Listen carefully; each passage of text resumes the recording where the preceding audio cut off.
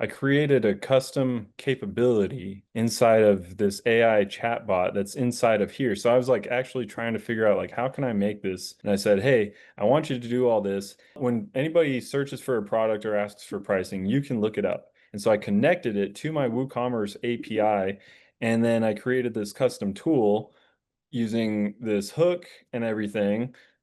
And I used AI to help me figure this out as well. And so this all works so that you could do, let me clear the chat. Well, I don't have to clear the chat. You can see here basically that I got it to the point where if I ask for a photo, it says, yeah, we've got that photo.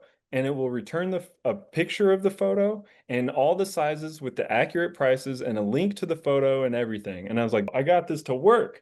And it's not even trained on my website. This is just all through live API calls. So if I say, do you have any pictures of a bridge? I mean, obviously I can see right here on the screen that there is a picture, but like, let's say this was a shop that had like 500 products on it, right?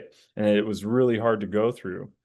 Then it just takes a little bit of time, goes through the shop, does the search in the back end, finds that, and it says, yeah, I've got pictures of a bridge. Look, here it is. Here's the sizes and the prices and a link and everything. And so I'm like, if I can get that to work, I don't know. It's just it opened up some possibilities, and I was really stoked about that. Yeah.